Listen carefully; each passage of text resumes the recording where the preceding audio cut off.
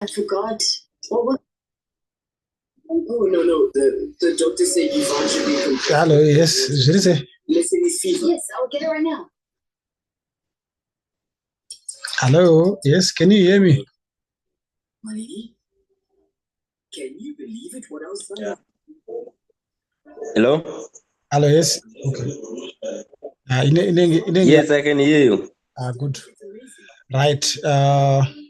So what we want to do probably is just do one. I want to do manufacturing. Okay. As you remember last time what we did, we looked at manufacturing, but we only looked at the setup.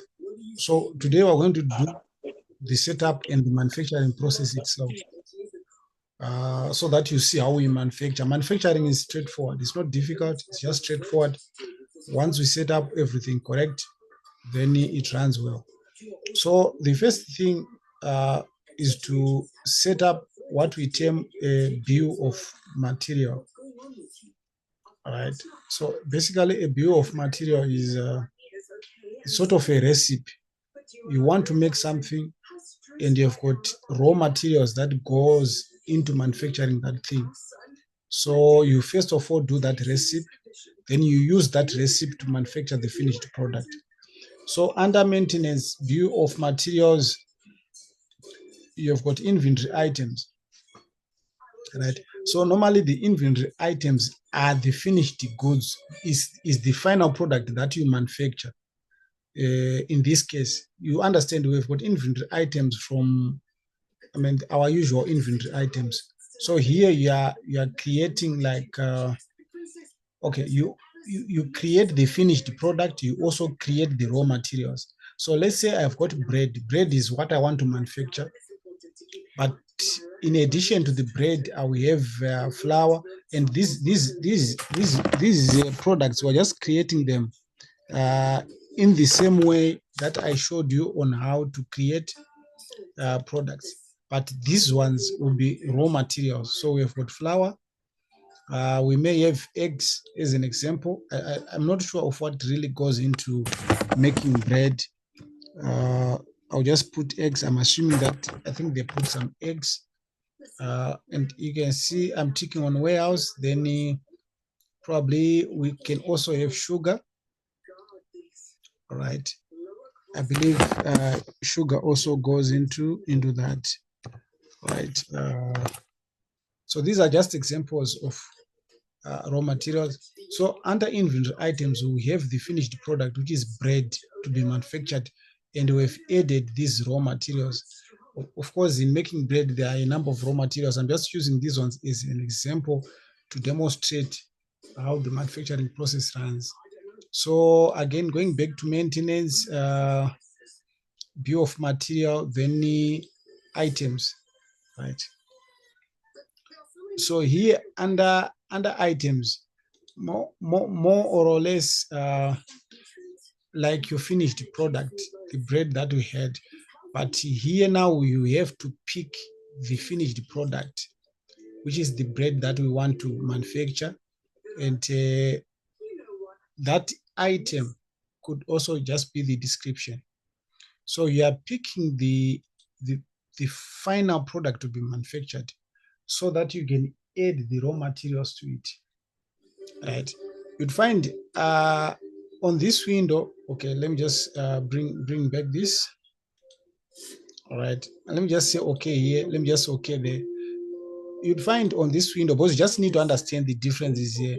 If you understand these differences, then you are home and dry. We are saying under here, what we have created are the inventory items, the finished product plus the raw materials. But when we come back and say maintenance, bill of material, then items, what we are doing now is, of course, we are picking bread again, which is the finished product. Then we are adding the raw materials, which go into manufacturing that bread. And how do we do that? We pick the finished product that we want to manufacture. Then we come here, we now add the various raw materials. So like in this case, we would say eggs.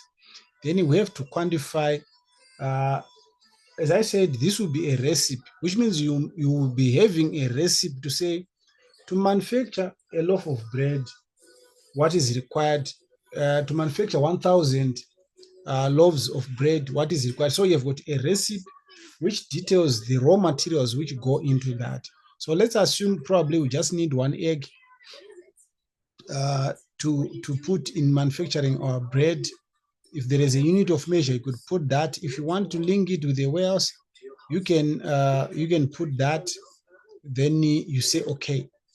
So we are saying I am just putting 1, but when you are manufacturing, you have a recipe which has got quantities required to manufacture that particular thing. So I'm just putting that. Then I'm coming back. I'm picking the other raw material. Let's say flour. Then I could also pick the warehouse, right? So you'd find if you have got eggs, you only put them like the unit of measure, it's each.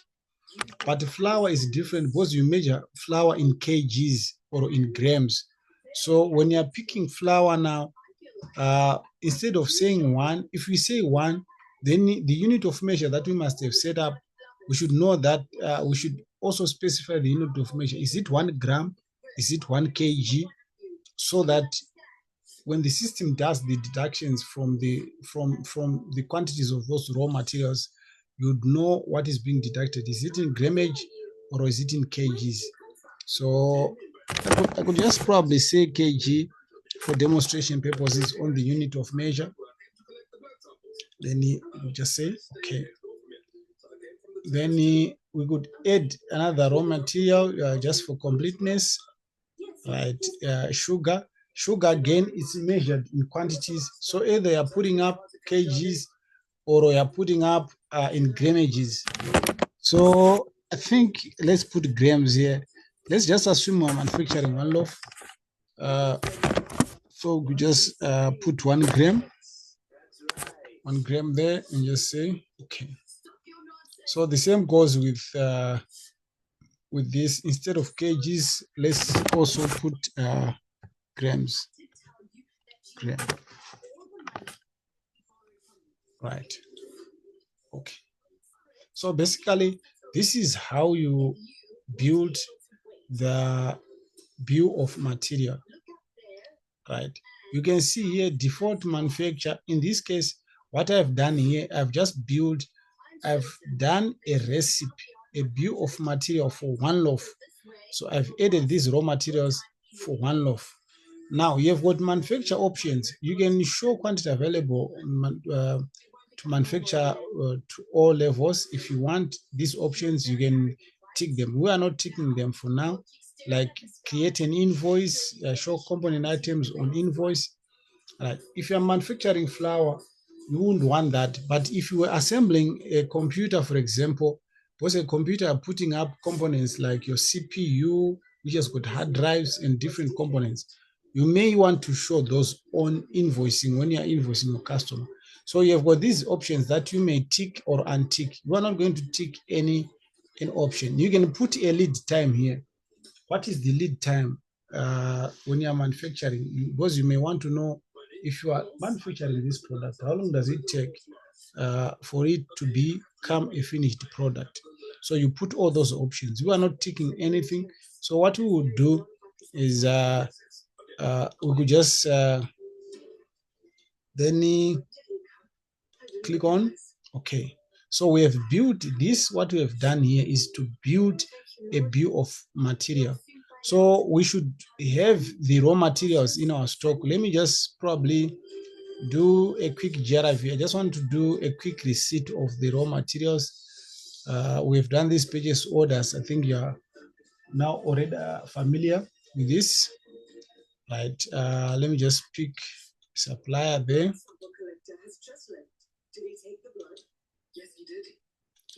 So let me just put up that and just put this warehouse, and I could just add let me just probably add some eggs there. Let me put 100. All right, I'll also confirm and just have 100. Right, okay, 200. I want to have 100 there. Then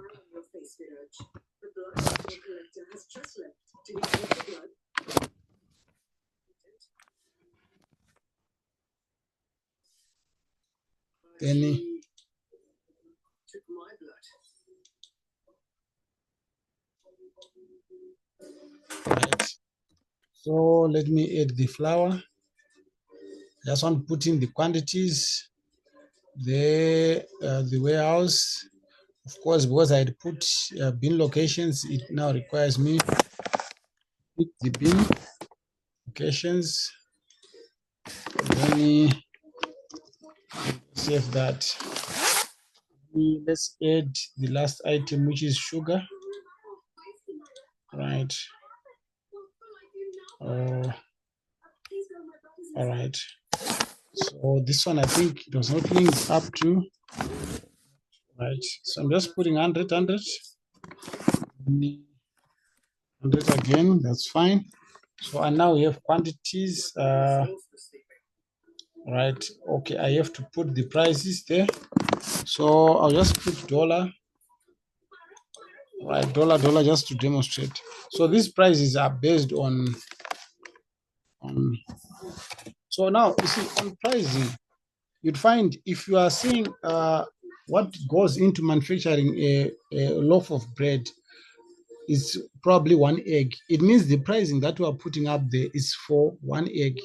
If we say it's on flour, if you say it's in grams, it means the price that we are putting there is in grammage. If we said in kgs, it means the price was going to be in kgs.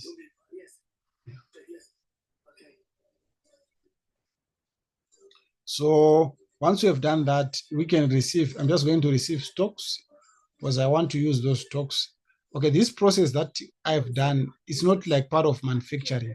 I'm just receiving these stocks because I didn't have stocks. So I want to use the quantities for me to do the manufacturing.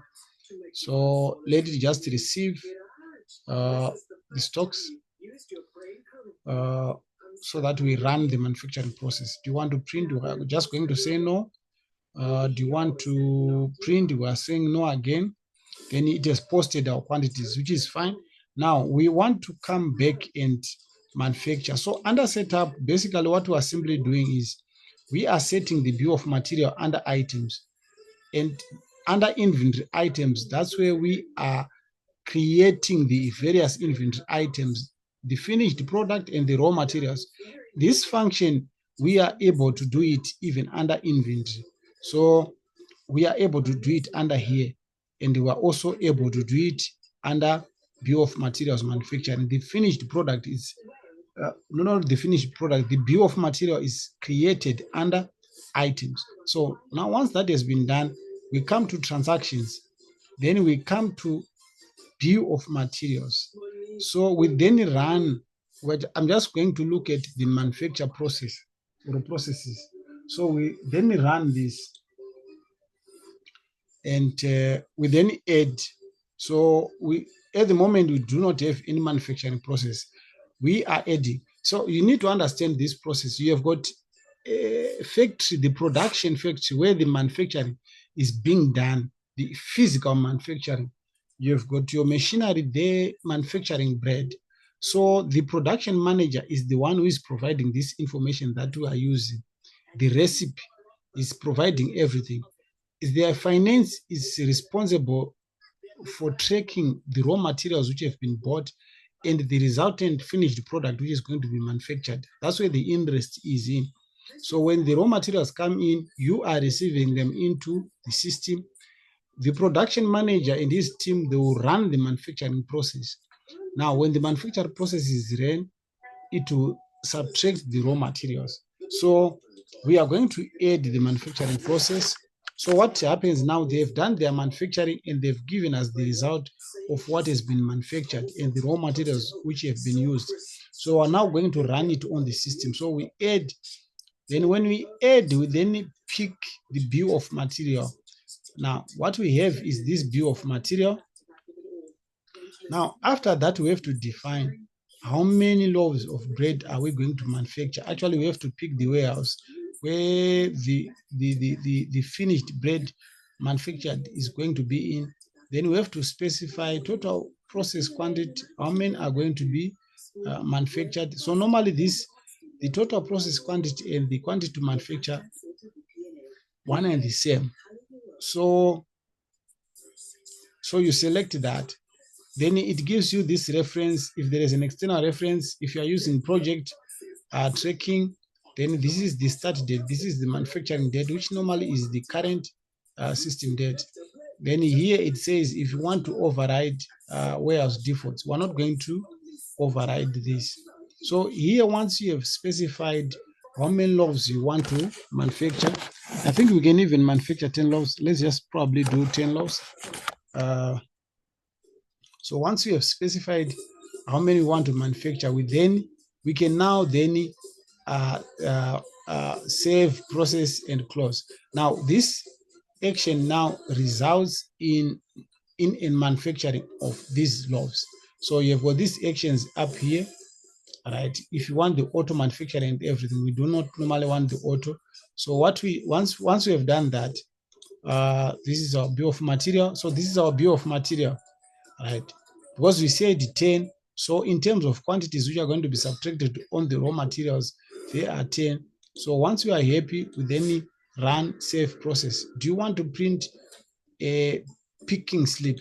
In this case, we can say yes, but we are not picking anything because this has already been done by the production manager. We are simply running the manufacturing process on the system so that it tallies with what they have done in the production, in the factory, in the production room, right? We subtract the necessary raw materials and have the finished product from the onwards. So let's just allow it to run. I should not have printed the picking slip, right? It says there is no report to print, right? So you can find now that it has added this, but the status is active. Let me just open it again. All right. Okay. Now we processed this. Then when I clicked on save process close, it was supposed to manufacture, right? But it didn't manufacture. It didn't manufacture because if you look here, the status is not complete. We could check this just to see if it manufactured something. So basically, we could just come to inventory and probably we check stock valuation. So we see valuation is quicker because it must have subtracted the raw materials and added quantities to the finished product, which is bread. So we just want to see if that is what has happened. So no manufacturing has been done. As you can see, the raw materials are still at 100, and this quantity of bread is at 990. It was supposed to be at 1,000. So what we're going to do is we're going to come back, double click on this, then we run on auto manufacture and process. Then there are errors here. Error on line 1, warehouse allows multiple bins, but no bin location has been selected. So I think the issue of bins, because we allowed bin locations. So let's just put our bins there. All right. Our sugar doesn't have a bin location, which is fine. So, right, let's again save process and close. Line 4 allows multiple bin locations. This we have to remove it. It's not supposed to be there. So let me see there. All right, no, that's fine. Okay. Say shelf 1. Okay. Then let's try again. Save, close, save process and close. All right. Right. Do you want to print? I'm just going to say no, we don't have to. So now this time around, it is manufactured. So previously, it didn't manufacture, I think because of the bin locations, because we activated bin locations.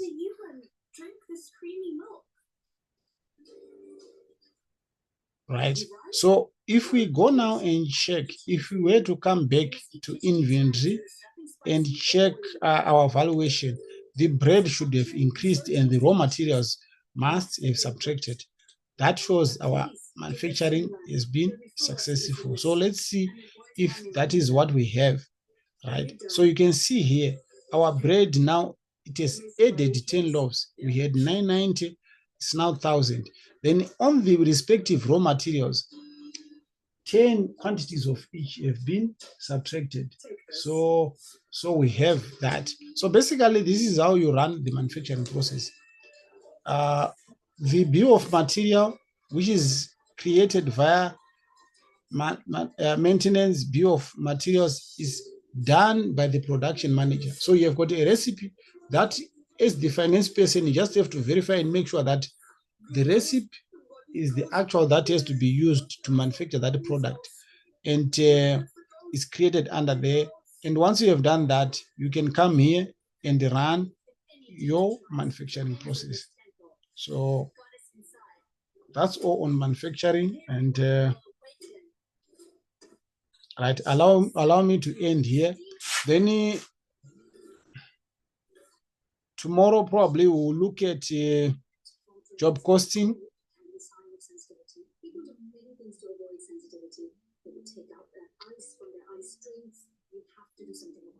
Sensodyne Repair and Protect will protect your teeth from sensitivity. Every dentist I speak to, they all recommend Sensodyne. All right, I think that's fine. Yes, my internet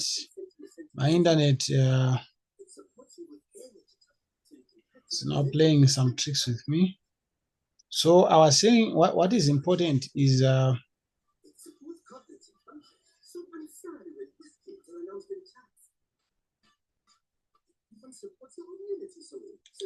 right.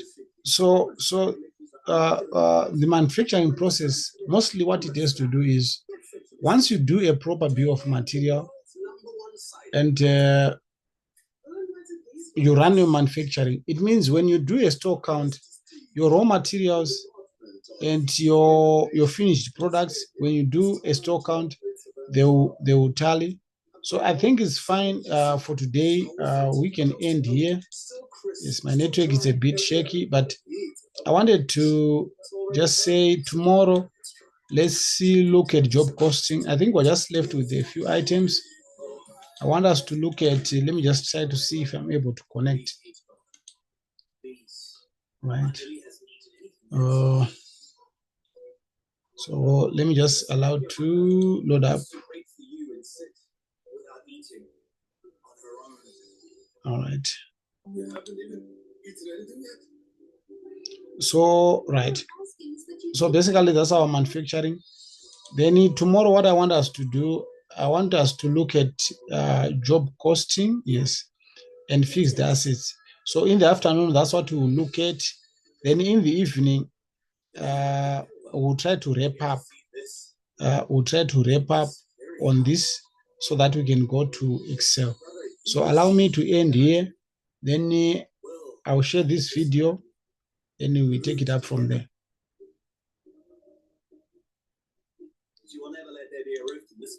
Right. And let's see if there are any questions.